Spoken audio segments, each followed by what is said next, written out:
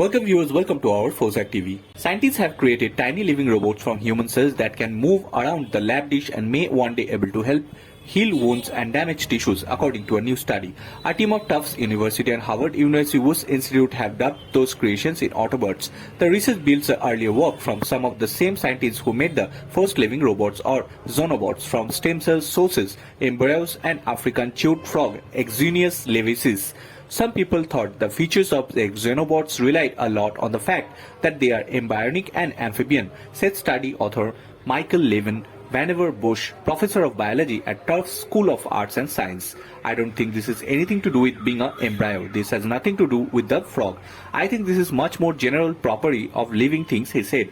We don't realize all the components of our body cells have while alive. Autobots were not full-fledged organization because they didn't have full life cycle, Levin said. It reminds us these harsh binary categories that we are operated with is that a robot, that is an animal, this is machine. These kinds of things don't serve us very well. We need to get beyond that. The reason was published Thursday on journal Asburn Science.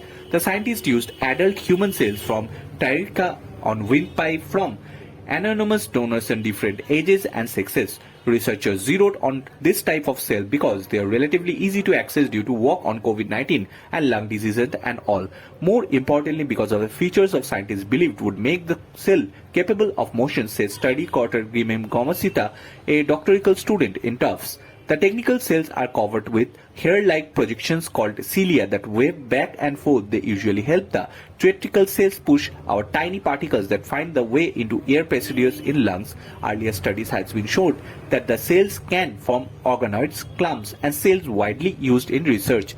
Nimasuka experimented with the chemical composition of the theatrical cells growth conditions and found a way to encourage the cilia to face outgrowth on the organoids. Once she had found the right matrix, the organoids become mobile after a few days with the cilia acting bit like a walls. Nothing happened on day 1, day 2, day 4 or 5, but biologically usually does. Around day 7 there was a rapid transition, she said. It was like a blossoming flower. By day 7, the cilia had been flipped and were on the outside. In our method, each antibody grows from single cell. It is this self-embroidery that makes them unique. Biological robots were being made by our scientists, but they were constructed by hand and making a mold and seeding cells to live on the top of it, Levin said. The Autobots team of created weren't identical. Some were spherical and fully covered with cilia.